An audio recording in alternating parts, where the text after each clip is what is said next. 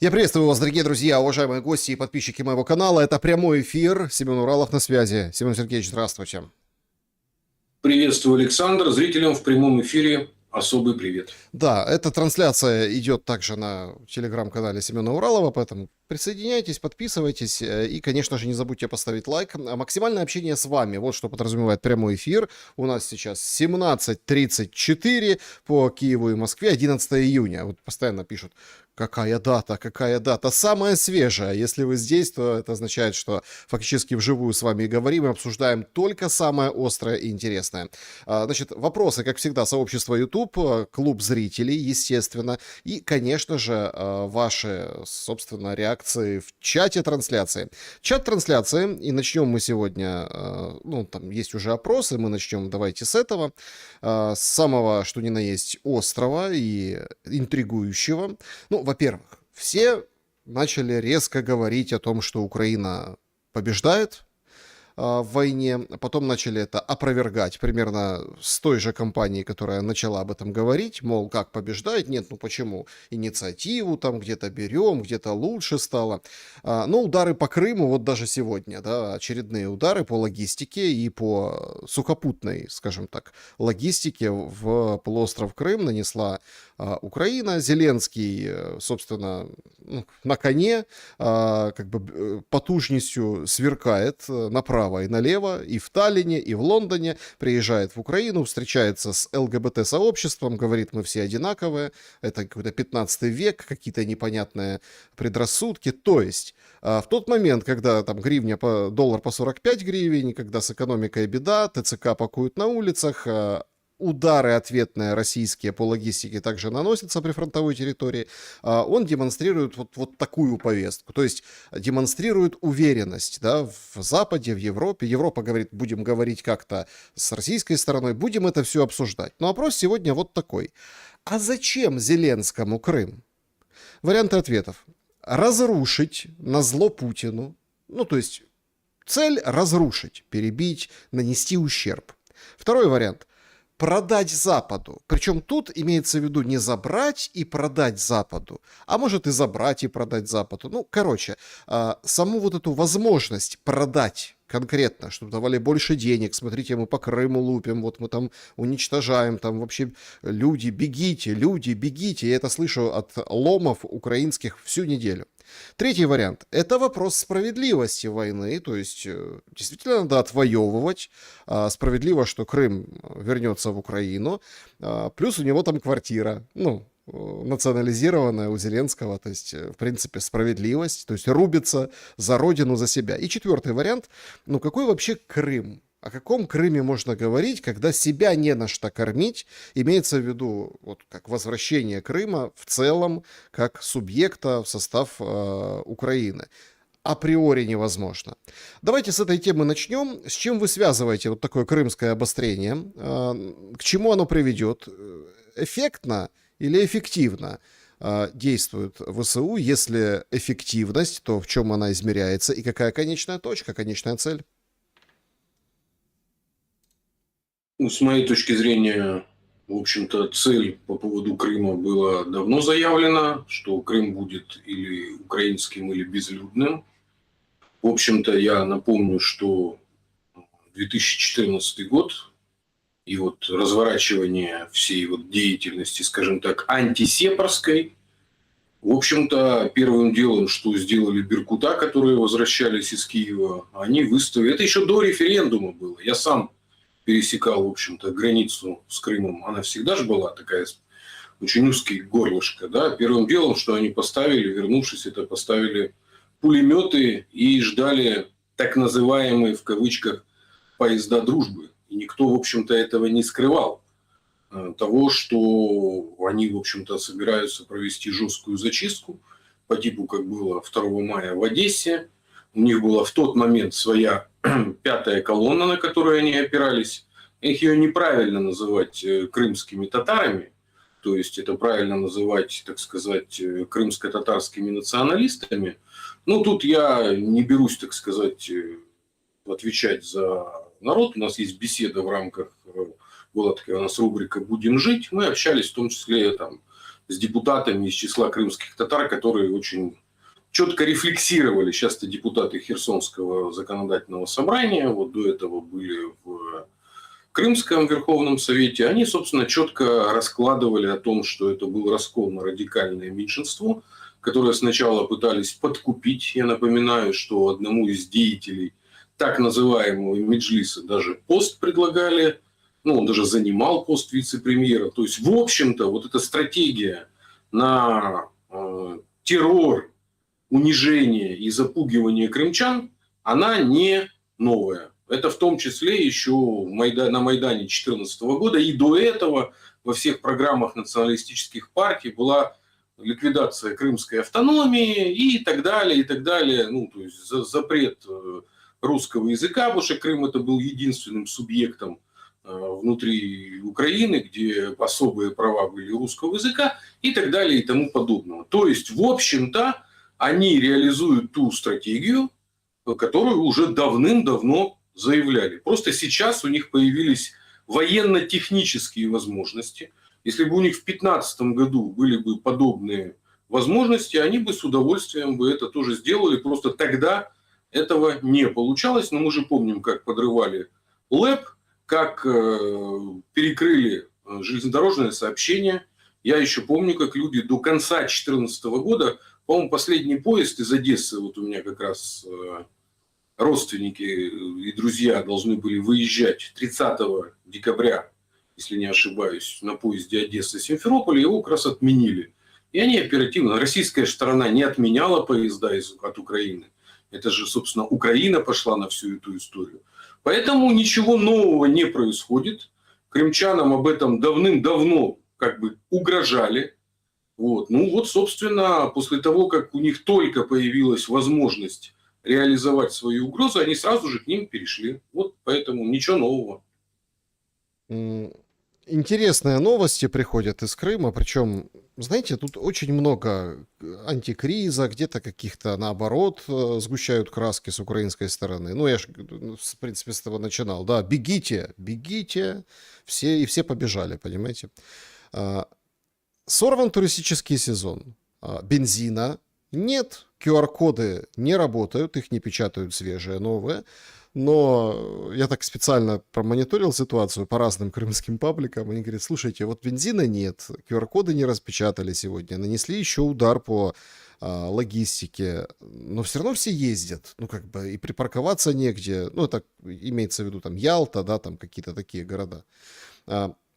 Насколько дутая эта история или стратегически, наоборот, очень важная и определяющая в условно-летней кампании?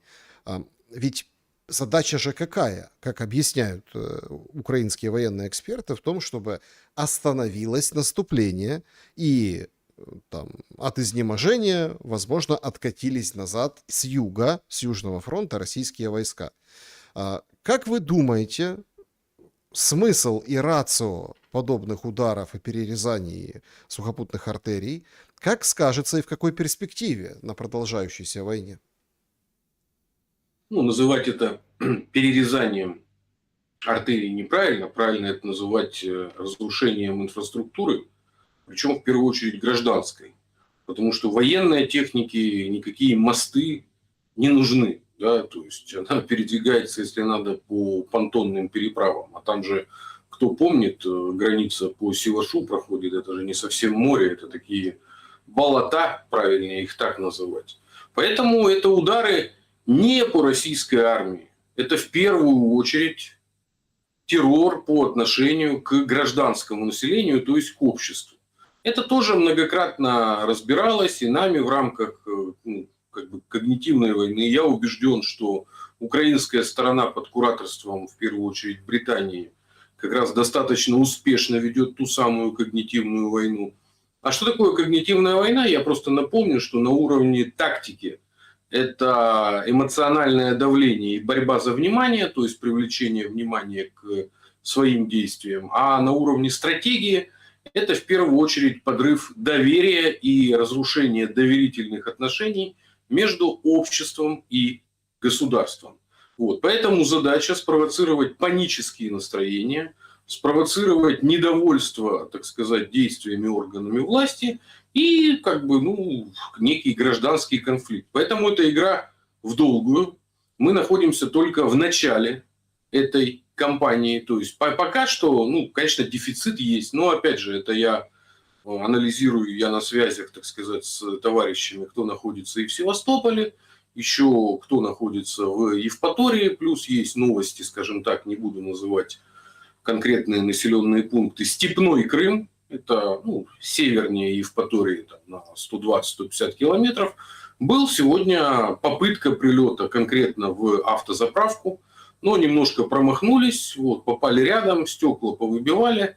То есть это идет системная деятельность, ну, террористическая против общества, подчеркиваю. Потому что силовые органы, государственные органы заправляются в приоритете, то есть у них дефицита топлива никакого нет, а людям создается максимальное напряжение. Но я напоминаю, что параллельно с этим развернулись, конечно, очень нездоровые процессы. Я считаю, что за это надо очень жестко наказывать, наверное, вплоть до конфискации, ну, как минимум, тех самых транспортных средств. Это спекуляции. Вот, потому что со стороны Кубани вот, можно завозить до 100 литров ну, на одну машину. Это с запасом. Вот, то есть какая-то часть перевозит. Просто это что там мост переехать? Пара километров. Вот, потом перегружают спекулянтам уже местным. Вот, и, соответственно, на черном рынке можно купить по 200-250 рублей. Тем, кому очень надо, они этим пользуются. У меня тоже как бы, ну, знакомые есть, кто этим воспользовался. Но я считаю, что в этих условиях нужно максимально давить в первую очередь спекулянтам, а во-вторых, вводить, так сказать, ну, а чего? Ну, жить по талонам, ну, такая ситуация, ничего страшного нету. Надо сокращать потребление, надо его нормировать, потому что наши люди в том числе значительно подрасслабились, они уже там на базар, там детей в школу везти 2 километра, нет, они на машине подведут. Вот кто бывал в Крыму, тот, ну, видел, как увеличилось количество автомобилей.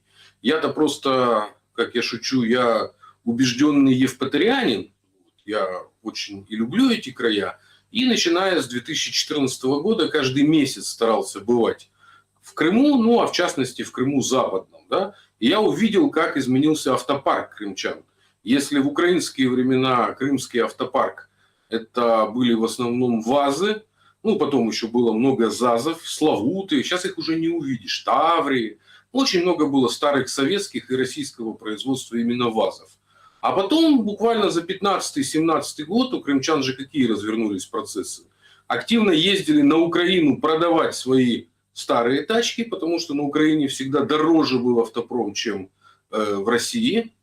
И сами стали, ну, собственно, покупать более новые автомобили. И буквально за 3-4 года автопарк кардинально изменился, а в частности в Краснодарском крае, на Кубани выгребли весь, так сказать, вторичный рынок. Ну, таких не буду сейчас рекламировать марки, Смотрите, которые в такси активно ездили. Ну вот, автомобилей стало раз в 5 больше, чем было при Украине. Вы вот смотрите, мне интересен был ваш подход. Вот, ну что, ну война, ну время такое, давайте. Нет, ребята, по талонам жить это плохо. Ну, то есть... Ну, а кто говорит, что это хорошо? По QR-коду. Ну, я-то жил в 2015 году в Донецке. Я помню, как сметаны не было, как молока не было, что с сигаретами было. И я помню, например, наглую львийскую ковярню в центре Донецка на бульваре Пушкина, когда была двойная там, ну, система расчетов рубль-гривна, их же не выгонял никто. А они, мы в рубле, их же даже не выгонял никто. Но потом уехали, отказались в рубле продавать. Поэтому, знаете, кто на Донбассе пожил в 2015-2016 году, поэтому нынешняя ситуация никак не удивляет. Как сегодня, вот я сейчас нахожусь в Краснодаре, всем привет вот из нашей южной столицы. Сегодня конкретно бомбили Краснодар. Ну, прям конкретно. Ночью ну, как бы я в центре города нахожусь. Вот, прям стекла тряслись. Я вот с местными жителями сегодня общался. Ну, кто-то в панике. Ну, не в панике, а на нервах на всех. Это же привыкание. Я это очень хорошо помню. Это февраль 2015 года. Первую неделю, 10 дней, очень страшно. Ну, прям очень страшно. Потом первые 3 месяца просто страшно. А через там 3 месяца ты начинаешь, тогда это была все-таки война не дронов, а артиллерии ствольной, да, ты начинаешь отличать ну, исходящий, входящий, где прилет, где, так сказать, от нас пошло. Поэтому, а чего? Война идет уже 12 лет, просто она расползается на разные регионы. И Ну, точно так же я помню как бы коллапс энергетический зимой, когда рубанули ЛЭП. Ну, я меня это просто, лично не смотрите, удивляет. я просто к чему? Про Крым говорили, вот Крым, смотрите, как вам повезло, да, без боя, без войны, без ничего, взяли и как бы, ну и все, и там перешли в Россию, мол, хоть там минимальное количество этого не хотело, там поуезжало из Крыма, а в основном основная часть как бы осталась, и вот 12 лет. А Донбасс умылся кровью, да, за вот эти вещи, потому что Россия его не принимала, долго говорили, нас там нет, хотя были. Но, тем не менее, в общем, вот такое, да, вот такая территория прокси, а это, мол, сейчас бумерангом возвращается по Крыму. Но тут другой момент. Так 12 лет, 12 плюс лет, я четко вижу по составу, ну, как население, да, ну, люди не помнят, как это в Крыму. Украинцы имеется в виду. Ну, уже как бы не помнят. Я долго искал вопрос, а откуда столько радости в пабликах, и вот прям такая вот прям физическая радость, что смотрите, какие у них там проблемы, а вот бомбим Крым.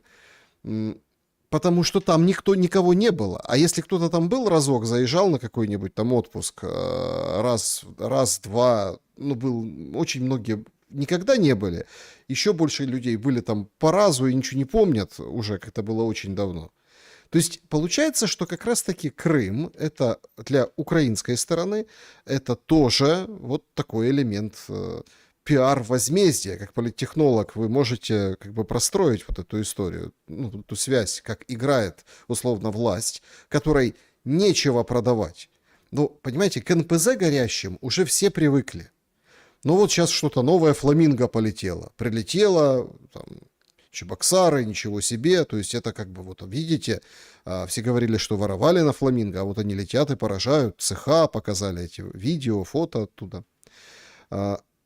И Крым становится неким таким образом, да, образом, как отомстить, и образом, как там себя проявить и показать на весь мир, вернуть вот это былое в 22 году, что вот смотрите, как мы бьем. Потому что на самом деле внутри общества, ну, как бы разваливается в Украине. Уже никто не понимает, за что идет война.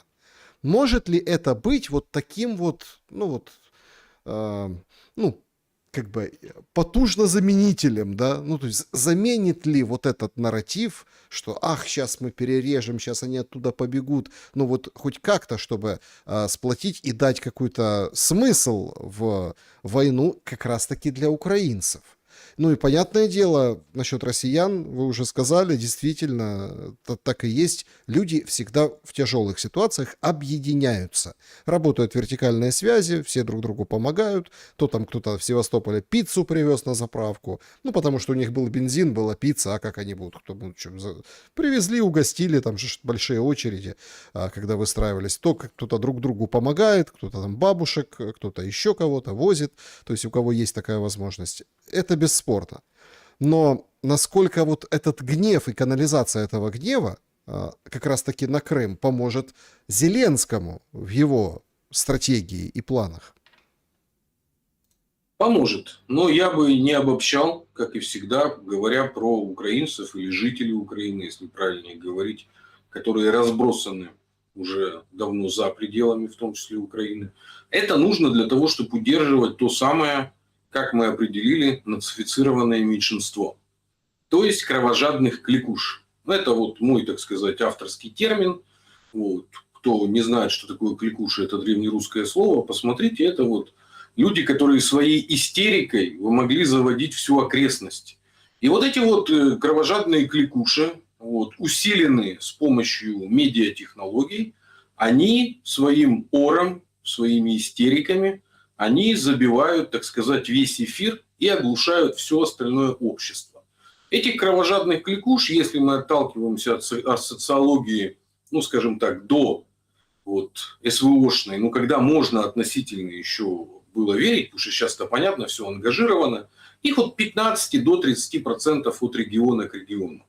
Вот их надо кормить перемогой, вот, потому что это состояние, кликушество – это вообще одна из форм ну, умопомрачения, ну, либо оскотинивания, в зависимости от того, человек контролирует себя или нет. Если не контролирует, то это умопомрачение, а если он как бы в здравом уме, но ведет себя так, то это оскотинивание. И вот этих вот оскотинившихся и умопомраченных людей, их надо кормить перемогой.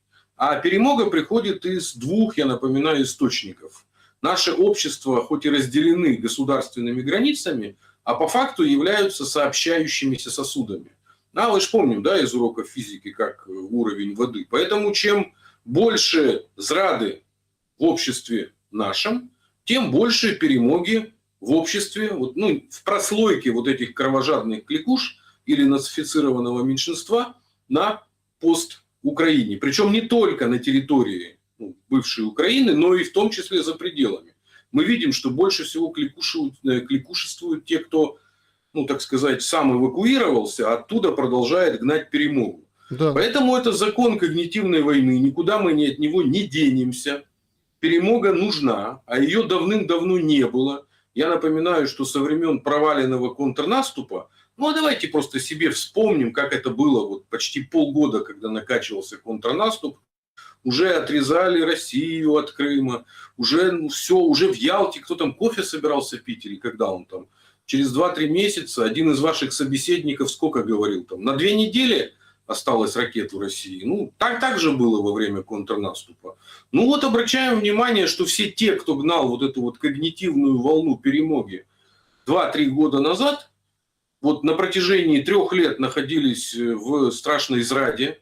Кто-то даже уехал за пределы Украины, их выдавили. Ну вот, собственно, впервые наступила история с перемогой, они воспряли, потому что это, кроме того, что это необходимая компенсация, именно социально-психологическая, а это еще и большой бизнес, потому что вы же начали, для чего это нужно Зеленскому? Зеленскому это нужно для того, чтобы продолжать бизнес на биореакторе. Я напомню, мы тоже в одной из ну, как бы бесед первых, в общем-то, установили, что порядка 3-5 миллиардов надо в месяц режиму для того, чтобы продолжать эту деятельность. Они вышли на следующую схему. То есть в чем изменилась модель, так сказать, войны у нас сейчас? На линии соприкосновения находятся жертвы биореактора, которыми жертвуют для того, чтобы как можно больше друг друга уничтожало с одной и с другой стороны, потому что там идет такое постепенное продвижение российской армии. А в тылу, в ближнем и в среднем, были созданы вот эти вот новые, так сказать, боевые казачки, назовем их так, ну, их там беспилотными системами, без разницы, как их называют. То есть это люди, которые ничем не рискуют, по большому счету, активно передвигаются, и их задача как раз кошмарить население. И таким образом человек с ружьем, ну, вот, обобщенно его назовем, под властью киевского режима, их стало 2 больших типа. То есть первый тип – это тех, кого отправляют в биореактор, чья задача помереть и унести как бы с собой как можно больше оккупантов-москалей, а другая часть – это которая строит на этом бизнес, потому что за каждую пораженную цель выдается бонус, они получают премии, они сами ничего не рискуют, потому Именно. что их же Это, ну, рискуют, это конечно же, но не так, как те, кого отправляют. Это называется ебаллы. Ебаллы. Ну, вот. Ебаллы. Да, которые выражены, в общем-то, я вообще не удивлюсь, что всех тех, кто вот именно вступили в это новое реестровое казачество, это же очень похожая была история в истории Украины, что какая-то часть это было казачество, которое, в общем-то, отправляли на всякие дела, ну, такие рисковые, да, а были те, кто присягнули польскому королю, вот, и были привилегированная прослойка. Вот сейчас подобная очень привилегированная прослойка. А общество... Ну, оно как бы как. 15% это кровожадные кликуши, 85% это заложники, от которых ничего не зависит, они просто сидят и наблюдают за всем этим.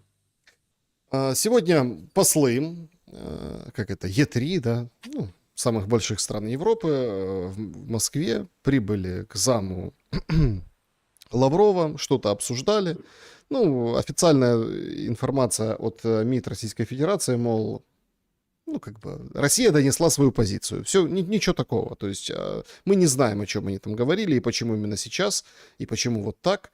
Но материалов много на эту тему. И Bloomberg пишет, и Politico пишет о том, что, в общем-то, Европа тут как бы готова, так сказать, пойти на переговоры с Россией по Украине. Как вы видите эти переговоры?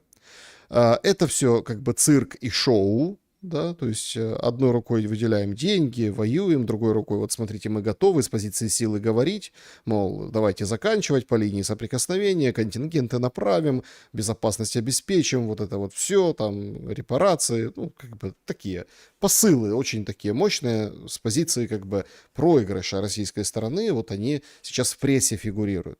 Это делается, чтобы Трамп приехал, ну, условно, или по каким-то другим причинам. Тут выполз Кит Келлог, ну, помним такого товарища, значит, выполз и говорит, что вообще переговоры между Украиной, США и Россией в этом формате, в тройном, на троих, да, они приостановлены, и это хорошо. Ну, то есть Уитков и Кушнер заняты где-то там с Ираном. Отдельно, может, коснемся этой темы. Очень тоже, кстати, интересная. Хорошо, что сейчас работают они с Ираном. Я думаю, процесс переговоров фактически приостановлен. Хорошо. Почему? Потому что оставляет Украину выполнять свою работу. И Украина действительно хорошо справляется с Россией. Такую оценку дает Кит Келлог.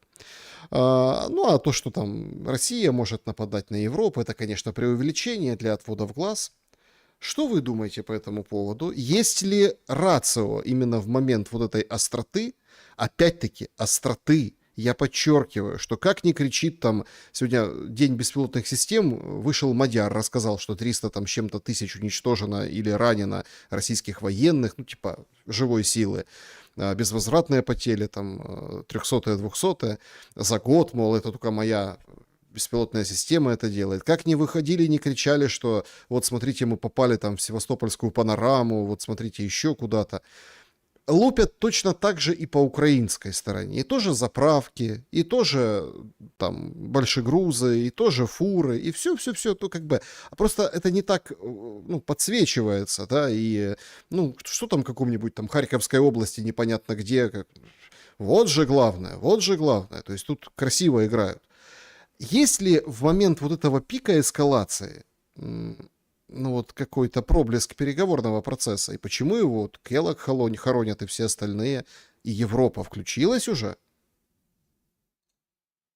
Я не верю, что какой-то переговорный процесс возможен, потому что западная сторона продолжает инвестировать в тот самый биореактор. Мы видим, что деньги выделяются, вот, все идет, вот, а переговорный процесс, это же он для чего? Он для того, ну вот вообще разговоры про переговорный процесс, он для того, чтобы замутить, так сказать, новые Минские соглашения, то есть отсрочку. Потому что значительная часть политизированного меньшинства, ну вот с которой вот я сейчас общаюсь, которые были не очень втянуты в украинскую ситуацию, они вот сейчас, после перехода, так сказать, к ударом активно по гражданской, ну, особенно на самом деле по поезду, это стало такой вот, ну, точкой, да, вот, ну, понимания такого. Они все склоняются как раз к пониманию тому, что да, что в 2014 году нужно было как бы действовать более радикально для того, чтобы не дать вооружиться всем этим преступникам, которые вооружились. Потому что мы помним, в каком состоянии было и ВСУ. Ну, я напоминаю, что невооруженные люди под Мариуполем останавливали танки, и никто не хотел ехать. И для того, чтобы нацифицировать ВСУ и в первую очередь полицию, это были инкорпорированы, с одной стороны, отморозки националистические внутрь системы МВД. Что такое нацгвардия, которая возникла? Это же вот эти сотни Евромайдана были интегрированы в систему внутренних войск. Ну, а потом еще бандиты выполнили свою роль по нацификации, в первую очередь, системы МВД. Этим же занимался, я напоминаю, Арсен Аваков, конкретный харьковский бандит, которого не уважали в Харькове. Я же работал в Харькове именно потому, что он грохнул своего старшего партнера и после этого стал тем, кем он стал. Поэтому всем было понятно, какими методами они действуют, ничего нового в этом нет. Но в Москве считали, что можно как-то где-то с кем-то договориться и рассматривали Минские соглашения как вариант. Поэтому сегодняшняя же встреча с послами о чем была? Если мы посмотрим, как инициатором была наша сторона, то есть донесли послам, что переговоры возможны только при искоренении первоисточников, которые привели к этому конфликту. А первоисточники, как мы многократно с вами уже выясняли, они в 2014, а на самом деле в 2004 году, когда была уже разрушена украинская эта постсоветская государственность и окончательно подменена уже государственностью, скажем так, антироссийской, антирусской, антисоветской, и прочее анти. То есть там не осталось ничего содержательного за, там осталось только содержательное против. То есть это антисистема, как мы тоже в одной из наших, не помню, 7-я, 8-я беседа, Гумилев, наш историк, он ввел же понятие химеры. Да? Вот такие химеры время от времени возникают. В частности, Косово было такой химерой. Грузия была химерой при Саакашвили, потому что не было никакой идеи, кроме как, отомстить осетинам и абхазам. Грузия до сих пор все это переживает и пережить не может. Пашинян вползает в такую же систему, в химеру превращает Армению. Так что это, так сказать, общая тенденция. И я считаю, что эта встреча, к ней не надо относиться как к чему-то экстраважному. Это, в общем-то, дипломатический шаг, который просто сделали, потому что дипломатия в принципе так устроена, что нужно делать определенные шаги и доносить свою позицию. Семен Сергеевич, знаете, анализируя Европу и новости оттуда, помимо, конечно, этих всех потужных, о том, что будут санкции против России, 21-й пакет, и других вещей. Например, интересный будут они. Интересный момент, что они меняют внешнеполитическую систему политики. Каю Каллас под зад коленом собираются, представляете? То есть не будет уже этого привычного, они как-то будут это все реорганизовывать. Плюс мы видим, это же душераздирающее зрелище. Минобороны Великобритании обезглавлено, Хилли уходит, причем уходит, громко хлопая дверью. Говорит: Стармер, идите колотить. Я тут прошу деньги на оборону, а мне показывают, скажем, кукиш с маслом. И это все он в письме описывает, что не дает казначейство денег. Денег нет, ресурсов нет. И поэтому я не могу и ухожу. То есть гордо подняв нос. То есть давайте так.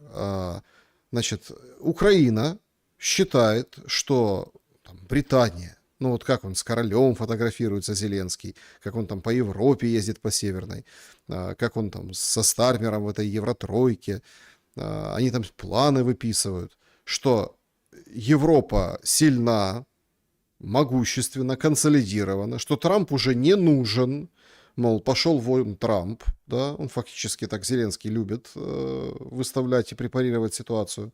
А у них денег нет, у них министры увольняются, потому что не могут выполнить программу. Плюс, конечно, внутренние разброты и шатания. Если про Британию, то это в Белфасте протесты. Еще не утихли те, которые после убийства 5 числа в Британии, да, Стармер ходит, носится с этим, как с писаной торбой. А у них новая волна этого всего, миграционного. А Украина на них смотрит как на спасителей, а они сами себя бы спасли.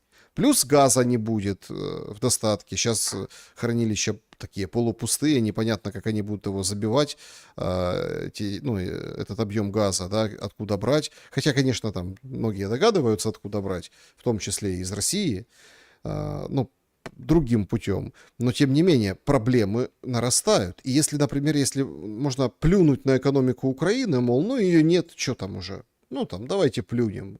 $1, 45, все дела. И надо будет 90 будет долларов, ничего страшного, то на экономику свою плевать как-то больно будет. почему вот такой разнобой? И вот действительно такая прям сила помогает Украине, если мы видим, что зима будет катастрофической и тяжелой не только в Украине, но и в Европе. Ну, какой будет зима, зависит от фактора того, как будет себя вести Россия. То есть будет в том числе там поставляться нефть вот, в направлении Венгрии, будут ли окончательно уничтожены газовые хранилища, в первую очередь, которые сейчас на Западной Украине. Вот от этого будет зависеть, то есть от решительности Москвы в доведении территории постукраины и, соответственно, соседних стран до, так сказать, ну, понижения на несколько технологических уровней вниз. В прошлом году мы увидели, что это были такие больше предупредительные удары, да, что мы можем сделать. Вот. Поэтому летняя кампания, она покажет, на какой уровень новой эскалации все выйдет. С моей точки зрения, вот если, эскалация это же как лестница, ты не можешь понять, сколько в ней, как лестница в небо, да, мы не знаем, сколько у ней ступеней. Но я точно могу сказать, какая будет ступень, после которой, в общем-то, мышеловка захлопнется. Так, интересно. Это, какая будет логика, да, смотрите. Главный смысл сделки Зеленского в том, что он превратил Украину в полигон. Вот. То есть это место, где тренируются корпорации, вот, применяются новейшие технологии. Мы понимаем, для чего эти все палантиры-шмалантиры, вот, что они показывают, насколько это эффективно. И к полигону, то есть у нас же пока отношение к Украине как, так сказать, это у вас Кость Бондаренко хорошо разбирает, да, что типа немножко там свихнувшиеся, но все-таки наши люди, вот, есть как бы некая еще общая там память, что там и Киев, мать городов русский, Одесса, город-герой. А к полигону отношение очень простое. И после того, как это понимание того, что это полигон, на полигон нужно в первую очередь прекратить подвоз вооружения. Потому что с самим полигоном ты ничего не можешь сделать. Вот. Это же есть хороший рассказ как раз Аркадия Гайдара, когда дети попали на учения, да, увидели какие-то домики, как интересно, а потом начались учения на полигоне, и как они спасались. Вот. Поэтому закончится это вот одна из высших ступенек эскалации, это будет уничтожение переходов, в первую очередь с Польшей, вот, во вторую очередь с Румынией. То есть для того, чтобы не было практически никакого движения со стороны Западной Европы по отношению к Украине. Вот. Поэтому, я думаю, этим все рано или поздно закончится, что не выехать, не заехать будет практически невозможно. Поэтому вот мой, так сказать, прогноз по этой части эскалации. По поводу Европы, понимаете, Британия даже близко не приблизилась к кризису, в который она погрузилась в ходе Первой мировой войны и в ходе Второй мировой войны. У них есть богатый опыт выживания в условиях островной вообще жизни, вот, и кризисов, вот, поэтому их даже еще пока никто ни разу не бомбил. Вот. А правящей прослойки, как мы видим на примере династии, смотрите, все династии уже давным-давно рухнули, за исключением каких-то там маленьких карликовых королевств в Европе, да? А Британия сохранилась, потому что у нее высокоадаптивный, в общем-то, модель политическая, которую они реализуют вот уже более 300-400 лет. А модель эта очень простая. Везде должно быть хуже, чем в Британии. И тогда за счет того, что у нас все-таки чуть-чуть лучше, вот, мы, в общем-то, как-то вытянем. А реальные правящие, мы же должны понимать прекрасно, что все и премьер-министры, и остальные министры – это, в общем-то, наемные менеджеры. И их мнение, оно по большому счету никого не волнует. А правящая прослойка, или как раньше называли клика, где королевская семья является просто видимой частью этой клики, она не менялась вот уже лет 200. И они в этом смысле уже давным-давно адаптировались, срослись с тем, что называется лондонский сити, то есть банковский капитал, транснациональные корпорации, плюс это еще активно связано с голландскими, нидерландскими корпорациями. И, в общем-то, они себя ничем плохо чувствуют, они будут только на этом зарабатывать. Потому что тот же СПГ, который пойдет из Штатов, вот, на этом же будут зарабатывать в том числе и те, кто владеют этими терминалами СПГ. А ими владеют в первую очередь, собственно, вот этот капитал. Поэтому они дважды заработают. По поводу заработка. Трампа, похоже, уже все раскусили. И, в общем-то, рынок как-то не сильно боится вот этих мощных ударов. Он сегодня, кстати, вечером, или там, я так понимаю, по его времени, наверное, утром, ночью по-нашему, обещает какой-то очень мощный удар по Ирану. Журналистам якобы он сказал, что выбьет все дерьмо из Ирана. Они не хотят соглашаться на сделку. Сейчас как получат, как отбомбиться. Есть информация, что он интересовался вопросами применения ядерного оружия. То есть у своих специалистов, мол, как, чего, куда летит, сколько, какие там, средства, носители, в общем, интересовался. То есть Трамп может еще и кнопку нажать. Это такой момент, знаете, одни, конечно, говорят, что без этого не получится победить Иран, другие говорят, что получится, но суть не в этом. Суть вопроса, знаете, в чем? А как это будет влиять на Украину? Смотрите, рынки уже не так сильно просаживаются, хотя там есть колебания, но уже это не та паника, помните, первые там несколько раз. Такер Карлсон выходит, говорит, так мы думали, что Трамп король сделок, а он 38 раз с ними договориться не может. Неспособный у нас верховный главнокомандующий, оказывается, на эти дела. Но я помню, вот те периоды, это прям вызывало, точнее, панику в Киеве, что елки-палки, ни патриотов тебе, ни оружия другого, ни внимания, ничего, все заняты Ираном. И Украина осталась на задворках. Сейчас бомбежка США по Ирану, это как дело такое само собой разумеющееся. Уже несколько было этих стычек, некоторые из них к срыву перемирия не привели. Это, я так понимаю, официально не объявляли, что оно закончилось, но вроде как тоже, в общем, вряд ли будут играть в эти бирюльки, то есть перемирия сейчас нет. И будет некий мощный удар. Так, а услышат его там где-то в стороне российско-украинского фронта, ощутят ли последствия? Или все адаптировались, уже махнули на старика рукой, типа давай, Трамп, бомби, все равно там какая разница. Это, конечно, плохо для Трампа и для его репутации, он понимает. Но и не ударить он не может. Он сам вскрыл этот подбитый Апаче, говорит, там 2 пилота, но они живы. Где только они, непонятно. Ни прошлого пилота, которого спасали, пожгли там технику, не показали, этих твоих тоже не покажут. Как вы думаете, ударит ли Трамп мощно, сильно и как по Ирану? И будет ли слышно эхо на российско-украинском поле боя? Смотрите, я сразу хочу обозначить, что я считаю, что ударяет не Трамп. Точно так же, как переговоры, пытается то, что он сделает на украинском треке, это не Трамп. В Украине, в США, то, что он сам называл Deep State, глубинное государство, это власть корпораций ВПК, спецслужб и плотно переплетенных с олигархией, к которым в конце 21 века добавилась еще, назовем ее так, IT-олигархия. Все вот эти вот Карпы, Шмидты и прочие технофашисты. Вот. А Трамп это, в общем-то, первый среди равных. То есть это один из вот этих вот выдвиженцев, так сказать, олигархических структур, который возомнил себя на первом этапе, чуть ли не королем. Помните, он там про себя эти самые ролики снимал, «Возвращение короля».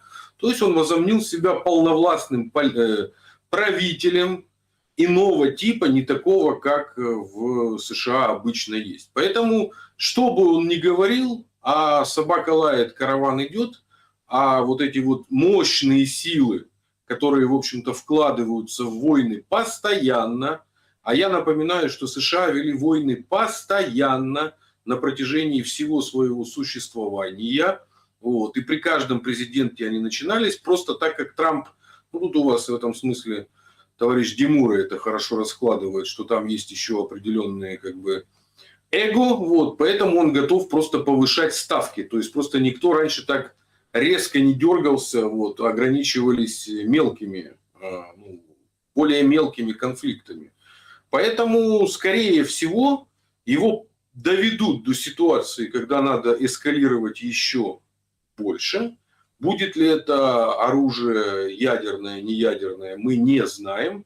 Но то, что учитывая его психотип и то, что ВПК и самое главное банкиры сделали ставку на большую войну, потому что нет иного способа для спасения американской экономики, кроме как заквасить большую войну. А я напоминаю, в чем их заключается глобальная стратегия, на чем США стали гегемонами в 20 веке.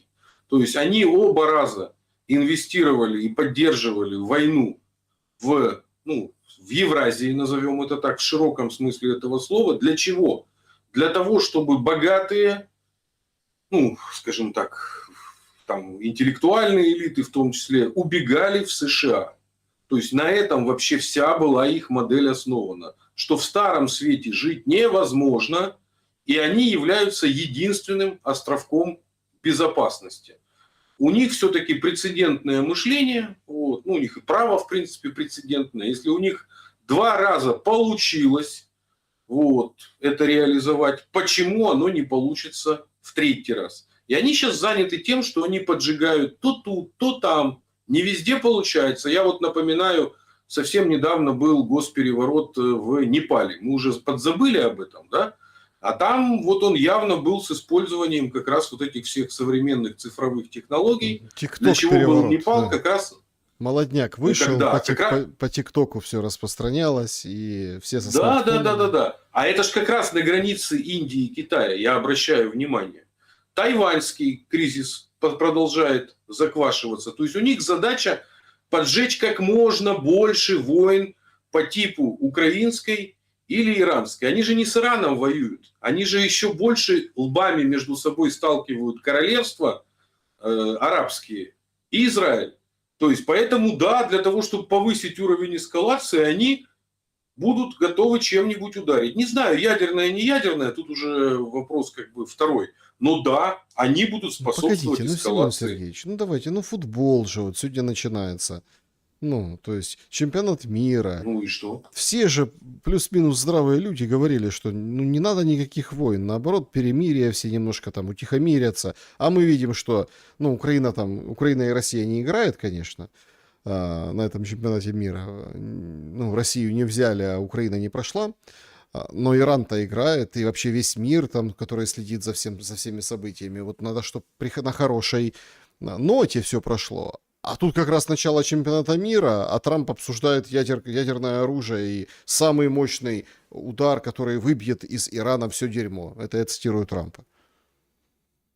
Никак не связано. Нацистская Германия принимала Олимпийские игры. И даже известный факт, что Гитлер со своим расизмом как-то сидел на трибунах и даже стерпел, что шли афроамериканские, негры, спортсмены, шли как раз представители США. А через 2 года началась уже открытая бойня. А концлагеря уже работали. И никому, в общем-то, не помешало. Все закрывали глаза, никто этого не видел. Шли массовые аресты уже и коммунистов, и социалистов. Все путчи уже прошли. И аплодировали Гитлеру, и даже принимал, в общем-то, Олимпиаду. Не вижу в этом вообще ничего особого, потому что мир элит – это один мир, а мир народов – это другой мир. И нужно прекрасно понимать, что войны чаще всего идут в мире, так сказать, простых народов, а мир элит, он, в общем-то, не особо даже и затрагивается этими войнами. Но это такая реальность.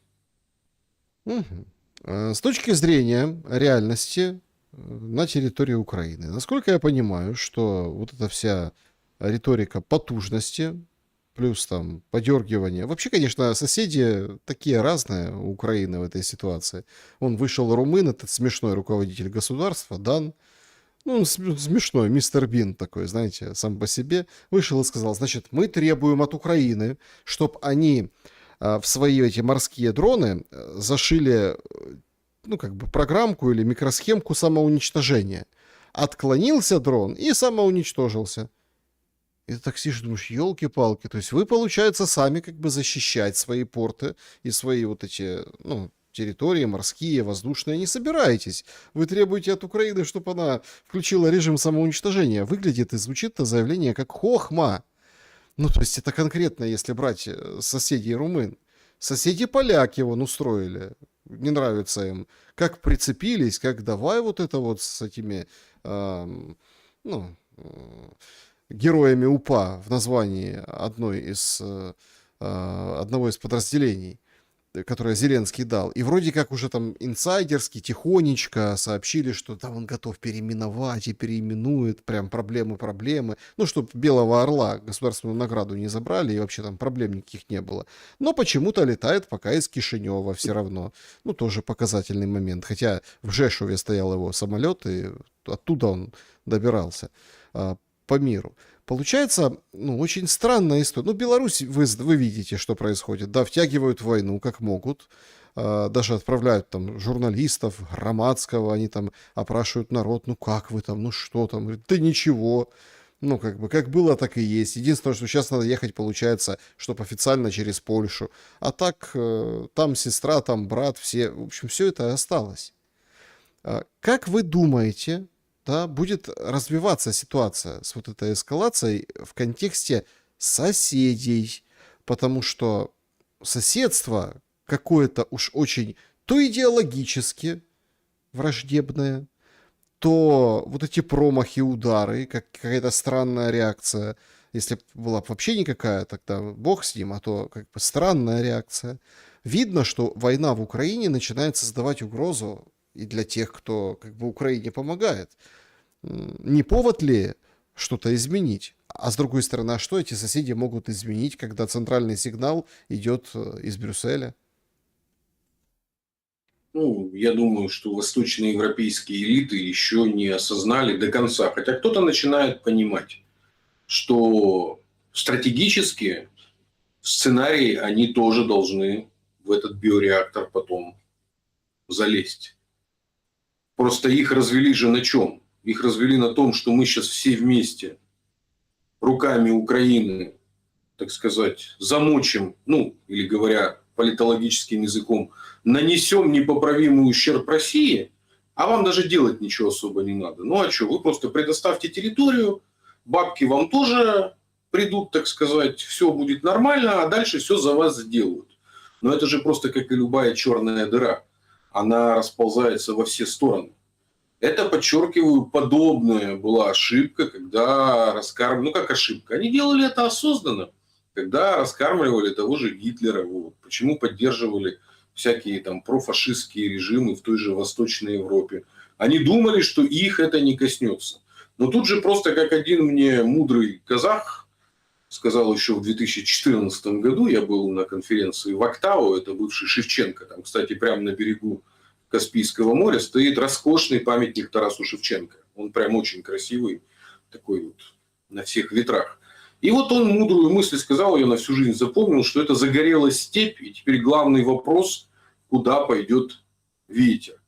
И вот, собственно, вот то, что сейчас есть, это первые порывы ветра, когда загорелась, собственно, степь сначала в Донбассе, вот это уже, так сказать, отдельные, ну, пламя, вот, отдельные всполохи, вот они уже до Румынии, вот, до Польши. Первое, я думаю, загорится Молдавия как самое слабое звено в этом регионе, потому что еще наступит же какой момент, да, когда вот те, кто объединены сейчас под знаменами, так сказать, ОПГ 95-го квартала, поймут, что намного дешевле и эффективнее грабить менее вооруженных тех самых румын, поляков, ну, не знаю, там, венгров, словаков, еще кого-то. Почему в Словакии, например, такая плохая память о бандеровцах и об ОУН-УПА? Ну, потому что они прекрасно помнят, как они текали через территорию Словакии, и что они там творили. Вот поэтому там очень-очень хорошая память. Уже один раз это было вот, в нашей истории, как минимум один раз это было.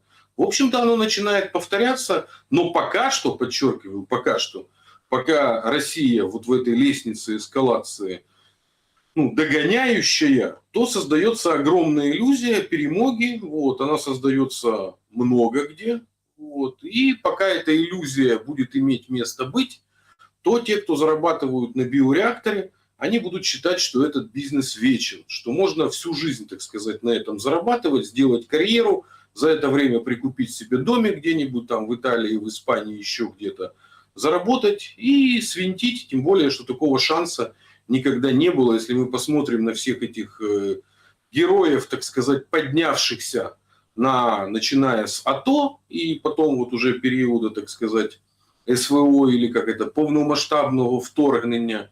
Вот. Это же были никто. Это же были либо спекулянты мелкие, либо уголовники. Давайте будем объективны. То есть, что это за люди? Это люди, которые ничего из себя не представляли.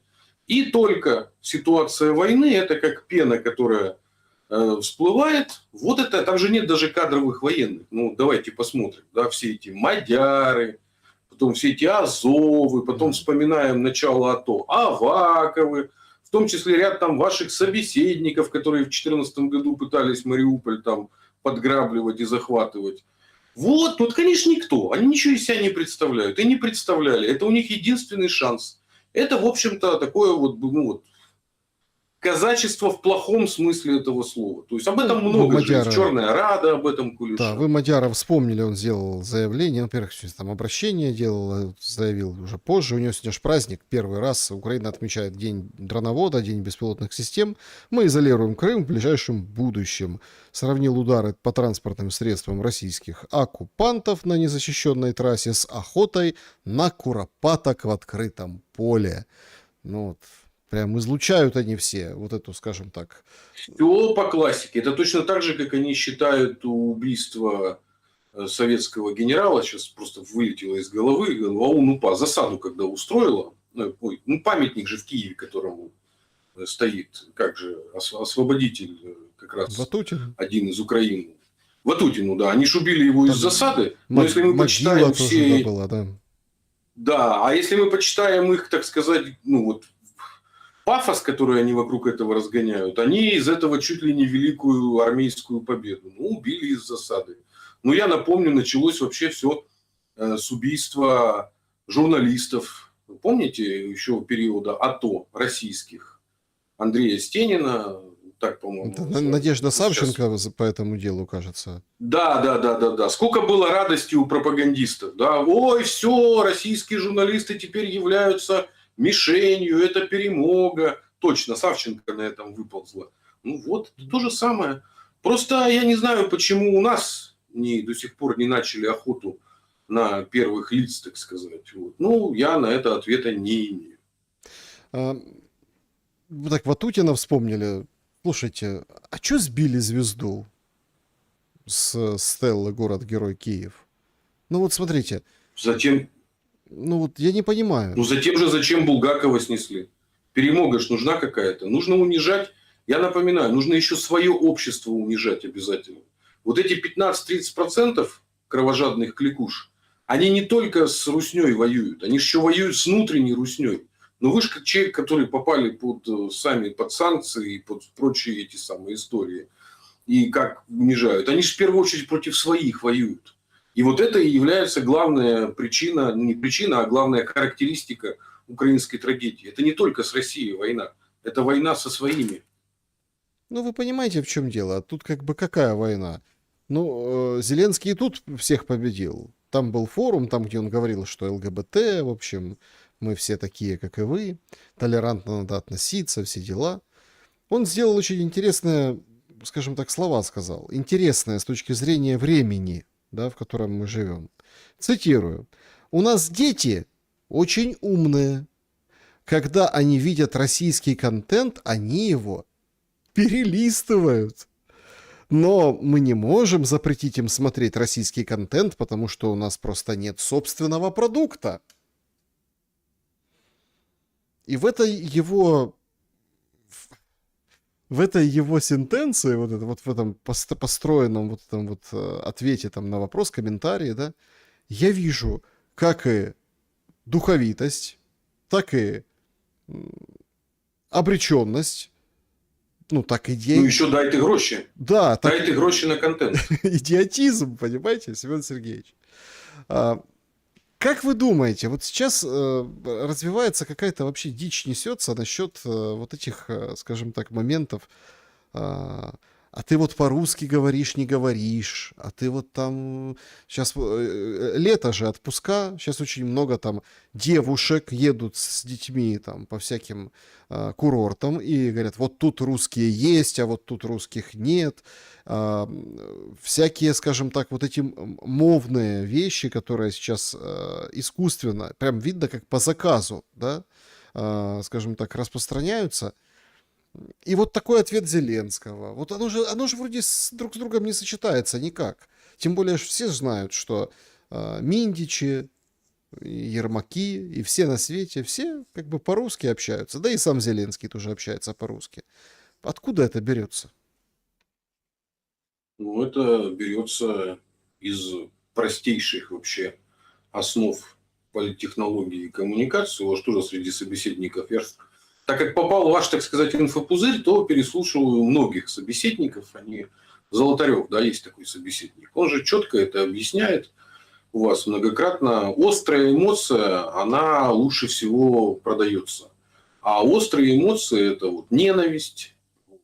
Ну, есть острая эмоция позитивная, например, ну, там, любовь такая острая, да, там, страстная, когда говорят, да, даже есть там понятие раба любви. Почему? Потому что вот все, человек не может становится рабом этой острого чувства.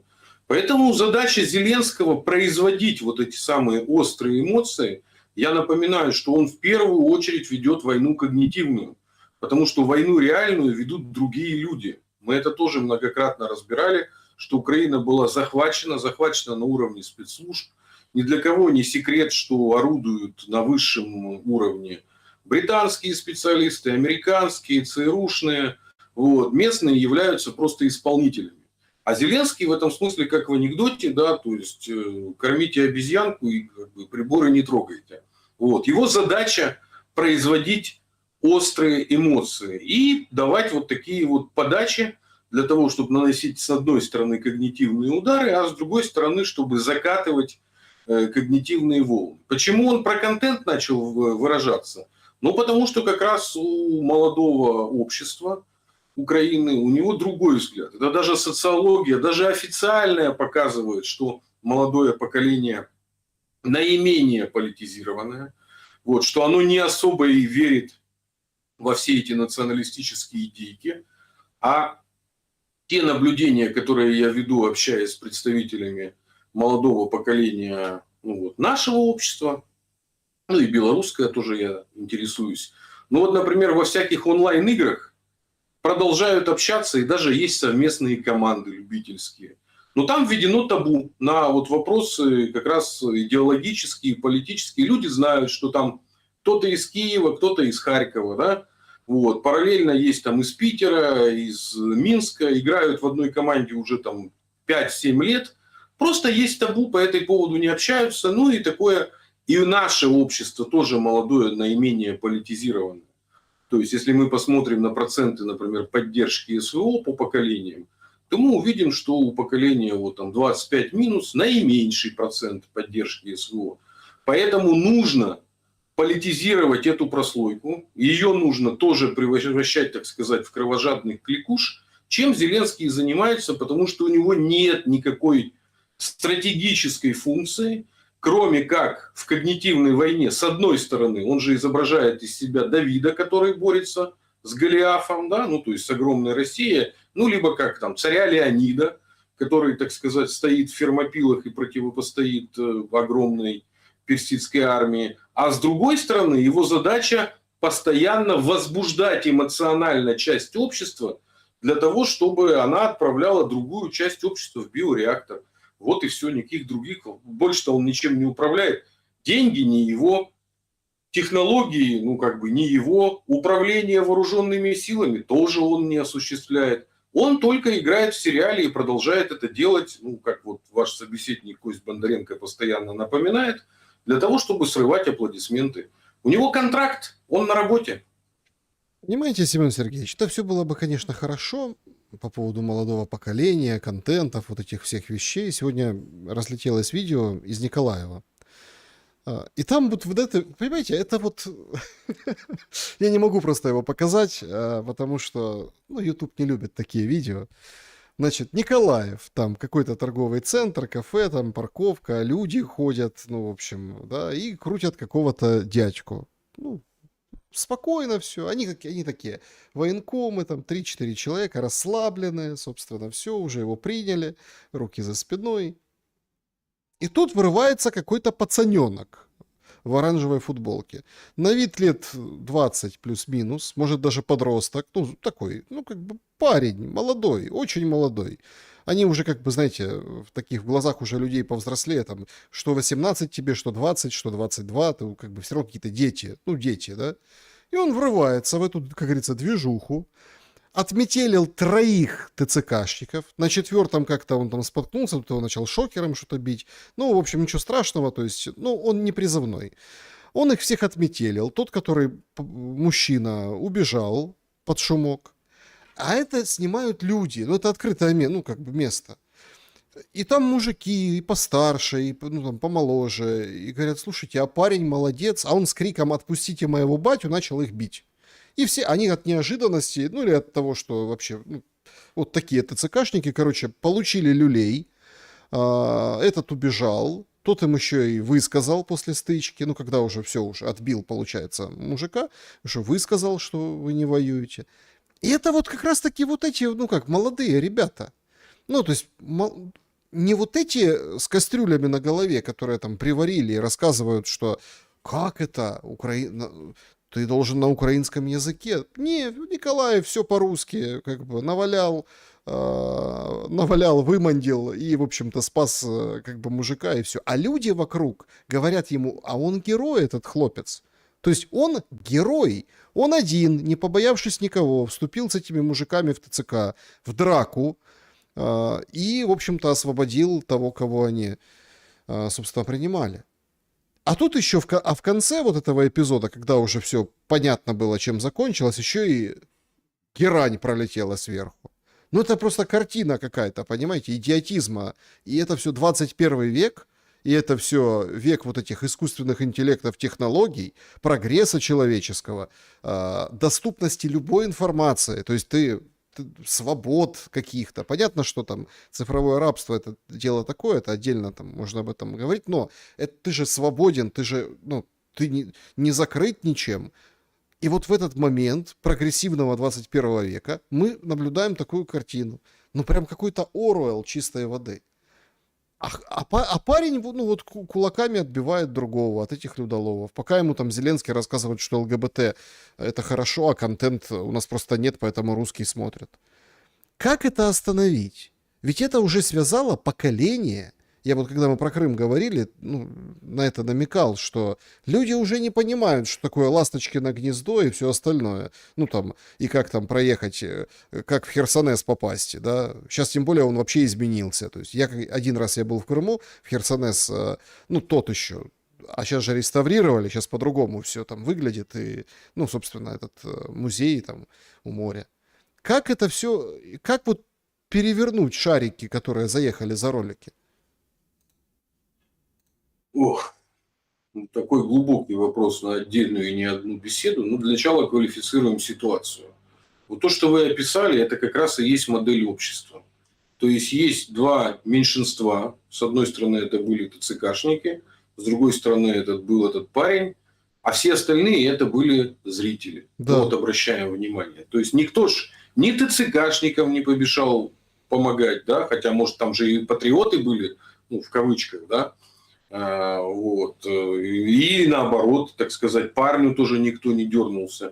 К сожалению, это модель общества, вот, где меньшинство, оно диктует волю. Ну, соответственно, вот это большинство, как мы видим, это абсолютно позиция зрителей или, вот там, говоря в украинской модели, хатоскрайника. Да? То есть меня не трогают, и хорошо, я буду наблюдать, в лучшем случае там подсниму на видео. Вот для того, чтобы это преодолеть, теперь уже отвечая на вопрос, во-первых, надо готовиться к тому, что это долгий путь, долгая дорога. Я рассчитываю, что вот умиротворение это там до поколения, ну вот, ну не поколение, а поколение учебного, да, то есть 10 десятилетка. То есть нужно вот с 1 класса по 10 отучить, и тогда будет эффект. И к этому надо готовиться нашему, так сказать, брату, ну, лому, там, гуманитарным специалистам, писателям, журналистам. Это же умиротворение, это очень долгий процесс. Ну, в частности, вот у меня украинская трагедия, первый том, его презентация была первая как раз в Грозном. Ну, первая, то есть именно в Чеченской Республике. И я очень много общался, в том числе и с местными, да. Ну, там не так давно, ну, в смысле, вот, закончилось давно, а комендантский час еще долго не отменяли. Вот. А те служащие Росгвардии, которые были, ну, внутренних войск, они еще очень долго были на казарменном положении. И я напомню, сколько было новостей о том, как вылавливали бегающих всяких вот этих вот вакхабитов, ну, нацистов, ну, разлива северокавказского по лесам, как их отлавливали. Как рассказывали мне тоже военнослужащие и МВДшники, причем как русские, так и, собственно, местные, о том, что нужно было старейшин к этому подключать, чтобы вразумлять, так сказать, молодняк, который сбежал туда. Это очень-очень был долгий процесс. И поэтому нам нужно, а учитывая разницу в, так сказать, в территории и в количестве жителей, нам надо... Я ж не зря называю это украинская трагедия. Так это нет, наша нет общая авторитетов. огромная трагедия. Нет авторитетов, Семен Сергеевич. Авторитетов Почему нет. нет? Ну, потому что, а кто авторитет? Не согласен? Нет. Ну, вот молодому поколению. В смысле, кто авторитет? Подождите, кто авторитет? Усик? На кого равняются? У нас же сейчас потребительская... Нет, давайте, я сейчас займу позицию политтехнолога. Значит, Да. для того, чтобы понять, кто авторитет у молодого поколения, нужно в относительно спокойном состоянии как минимум провести хорошую социологию и фокус-группы. Для того, чтобы понять, кто для Украины авторитет. Вообще не исключено, что нам нужно будет подключать авторитетов из Белоруссии, например, из Казахстана. Коржа, Ну, например, там, да? знаете, сколько? Ну, разных. Ну, то есть надо смотреть. То есть мы же не понимаем сейчас, кто это, да?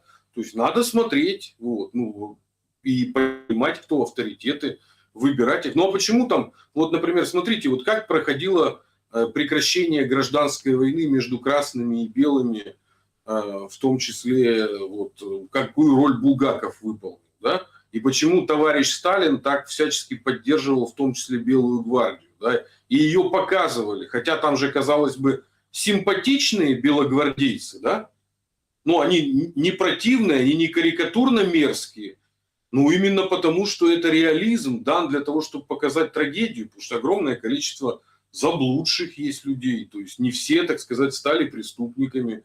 Почему был нужен Тихий Дон, например, для того, чтобы показать, что происходило в судьбе конкретного там, донского казака Григория Мелехова. Нам нужны будут новые художественные и культурные произведения об этом, как до этого все довелось. Вот, кстати, я не знаю, вы смотрели, не смотрели, есть такой, я считаю, достаточно неплохой фильм «Донбасс. Окраина». Он был снят еще до начала СВО. Это как раз первые там, месяцы конфликта. И там выбираются из попавшего в окружение. Там как раз есть то, что называется один парень, ну, ВСУшник бы его сейчас назвали, ну, военнослужащий украинской армии, мирные жители. Я не хочу спойлерить, но просто вот там она еще парадоксально, очень так новеллистски заканчивается этот фильм. И вот если обратим внимание, там никакой пропаганды и ненависти нет. Там, например, вот все эти азовцы и айдаровцы просто показаны как отморозки. Ну, какими они и были на самом деле. Вот. Ни для кого не секрет, что они в первую очередь грабежами занимались. Как бы их ни героизировали. Ну, поэтому, ну вот, допустим, у нас же Бэтмена условного. Потрясающая логика. Там никакой ненависти нет, тут там просто эти показаны отморозками, а так и все, понимаете? Так в том-то... Ну, так понимаете, в чем задача? Погодите, кто посадил торнадо? Подождите. Кто посадил? Смотрите. Украинский военный прокурор. Смотрите. Так прикол в том, что с ними же тоже придет как-то надо мириться. Вот сейчас все говорят демография, все дела, понимаете? Так как, вот давайте посмотрим на состав населения в Украине. Ну, те, кто... У нас же день через день рассказывают, кто хотел, уехал. Я прям это слышу. Они там в студиях в разных. Кто хотел, уехал. Получается, внутри Украины пенсионеры, молодежь, ну, потому что она куда она денется? Она, ну, как на иждивении, да? То есть дети на иждивении, пенсионеры на иждивении, имеется в виду, получают от государства, то есть, ну, или родители там, да? Какие-то плюс-минус барыги, кто-то что-то, у кого-то где теплится какой-то там чего-то где-то, какой-то бизнесок, или какой-то работник, или чиновник, ну и люди, которые поддерживают всю эту канитель, понимаете? То есть то, что принято российской Ну, а пропагандой. заложников мы забыли разве? Ну, подождите, а какие? Ну, Есть же заложники. ну, Ну, а куда ты смотрите. деваться? У тебя нет денег. У тебя забрали там твоего мужа, сына, брата. Ты не можешь никуда деваться. Ты фактически в состоянии заложника. Так Я-то исхожу из того, что больше половины населения Так а как Украины их... нынешние это заложники. Так а как, ну, подождите, а как этих заложников освободить? Никак. Никак, В текущей ситуации никак. да. Ну, в текущей ситуации никак, да. Получается, что если заканчивать войну, надо мириться. Всем со всеми. Нет? Нет, смотрите, значит, все на данном этапе война уже зашла до той степени, что ну, как бы в живых останется только один, как государство. То есть либо рухнет остатки государственности пост-Украины, либо состояние пост-Украины, то есть большой гражданской войны, распространится на Россию, и мы будем иметь дело с пост-Россией. Вот по факту. Но это у вас Степан Демуров очень активно раскладывает из выпуска в выпуск. Все. В Стамбуле был потенциально момент вот для этого примирения. Ну вот когда это было. И еще были Минские соглашения. Первые, да, ну вот не первые, а вторые как раз. Ну вот имеется в виду вся канитель. Вот это был первый шанс на ту модель, о которой вы говорите. И второй шанс – это были вот те самые Стамбульские соглашения. То есть там по русскому языку послабление, вот, по церкви отмотали, тотальная, так сказать, амнистия, и о чем-то договорились. По Крыму, по Донбассу – все. А теперь уже все. Поэтому ну, я для себя фиксирую, что вот когда СВО перешло в состояние 2.0, это где-то с лета 2022 года, все. Теперь либо демонтаж одного режима, либо демонтаж второго. Третьего уже не дано. Да, друзья, давайте перейдем к вашим вопросам. Тут там заговорились мы с Семеном, как всегда, впрочем. Поехали, начнем с сообщества YouTube отсюда. Петр, Семен, почему ОДКБ, если освобождать Курскую область, прибыли, вместо ОДКБ прибыли северные корейцы, а не члены ОДКБ, и вдобавок еще и союзного государства? Для меня, ну, во-первых, так, по формальным основаниям к ОДКБ не было обращения, вот, то есть Россия не обращалась. Но для меня лично тоже является загадкой, почему мы активно наших союзников не подключаем. Я думаю, это связано с боязнью нарушить, так сказать, вот этот вот хлипкий постсоветский баланс. Вот. Ну, для меня загадка. Угу. Семен, вы много раз рассказывали о проблемах ответственности украинской элиты. А как насчет ответственности российской элиты? Если посмотреть, как велась работа с элитами Турции и других стран, то можно вспомнить и выступление, интервью Пескова и Жириновского на турецком языке на разных площадках, а Набиуллина в платке при контактах с иранской стороной. А где были послы в вышиванках и с мовой? Если взять Казахстан и сохранение роли русского языка, то это работа обычных людей. Наши учителя ездили в Москву и просили, чтобы выпускников принимали на равных, или приезжали приемные комиссии, к примеру, Томского политеха.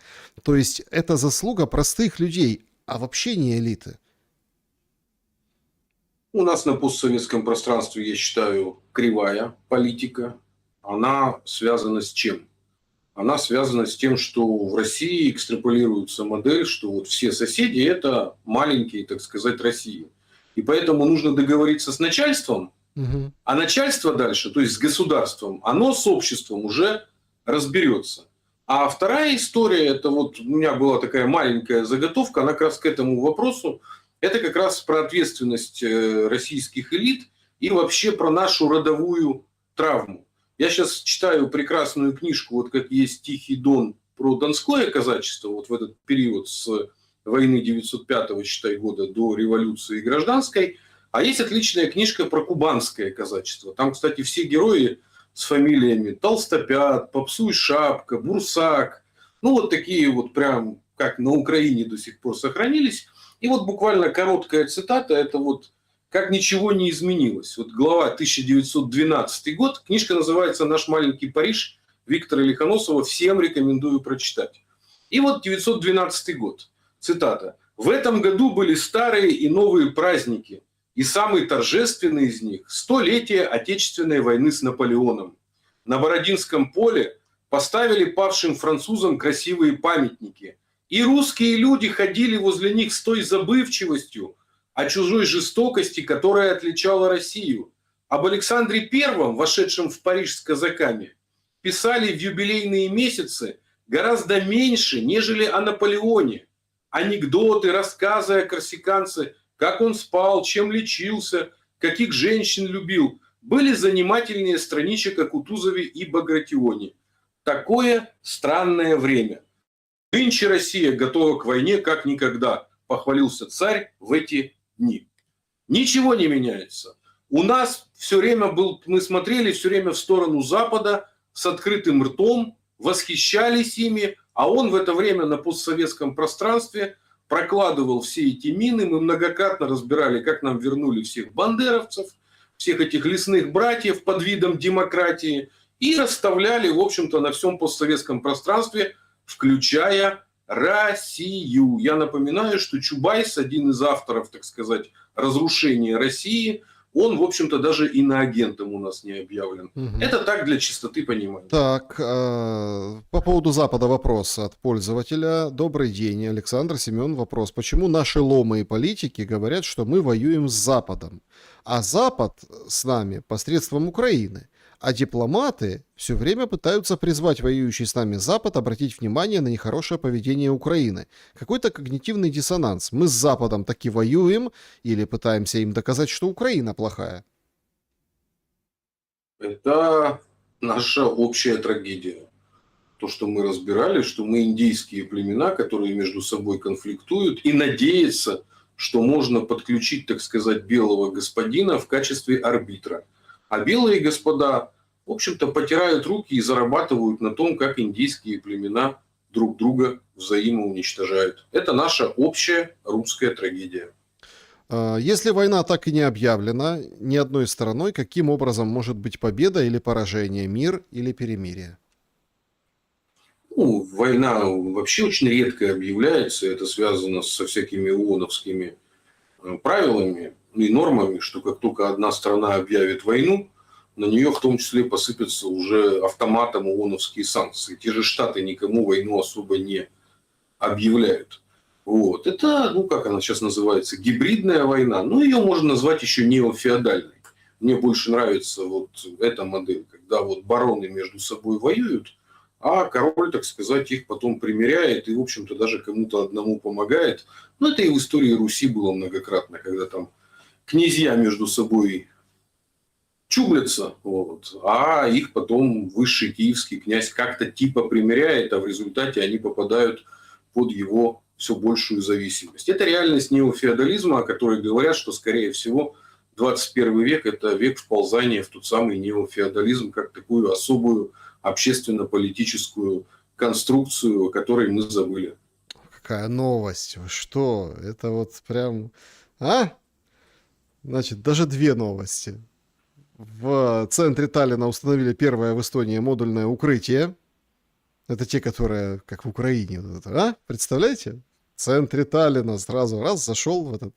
Именно в центре причем, да, чтобы все видели. Обязательно. А второе, впервые в Украине пациент получил рецепт на лекарство из медицинского каннабиса.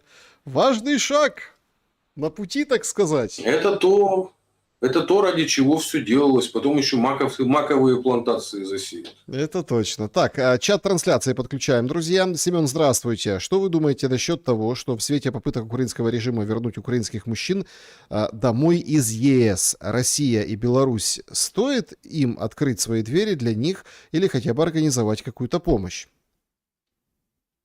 Ну, о том, что это произойдет, мы тоже с вами говорили еще в одной из первых бесед, потому что это абсолютно логичный шаг. Вот, потому что те, кто, так сказать, дают деньги, они хотят увидеть эффект. А эффект без живой силы, он невозможен.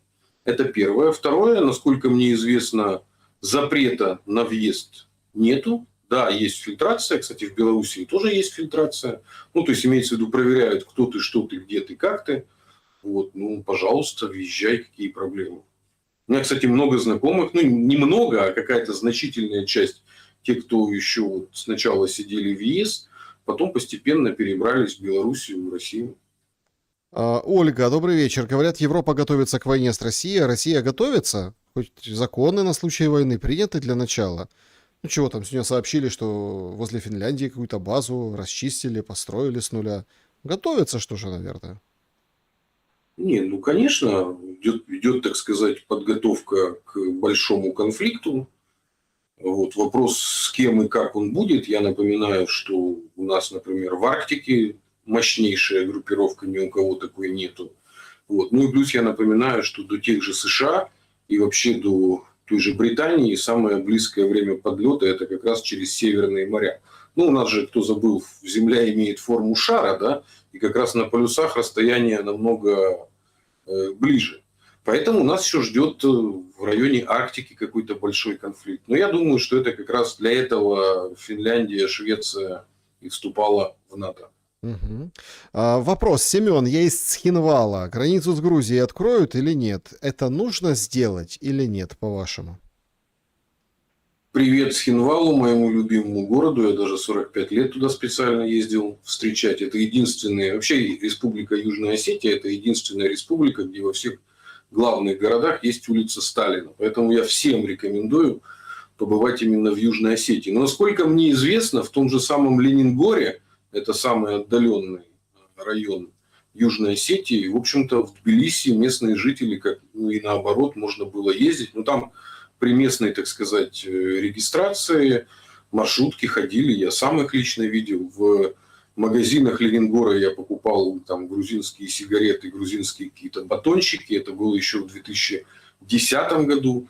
Тогда были ограничения для людей с местной пропиской. Но по поводу открытия границы, как только Грузия признает факт того, что Южная Осетия, ну, так сказать, отдельный субъект, тогда границы и откроются. А до той поры, пока Грузия это не признает, граница будет в первую очередь под контролем ну, российских военных баз, которые везде расположены, и открыто будет только вот там, в Ленингорском ущелье, потому что ну, это специфика вообще всей Южной Осетии, она же из себя представляет несколько ущелий, но вот Ленингорское не было закрыто. Там, Да, кстати, даже я встречался, там грузины остались жить в горных селах в Ленингорском районе, они никуда и не уезжали. Я лично общался еще в 2009 году. да, друзья, всем большое спасибо за то, что побывали в нашем сегодняшнем прямом эфире. Семен, спасибо за время и мысли. Спасибо, да пребудет со всеми чистота понимания. Берегите себя, всем добра и света. До скорого.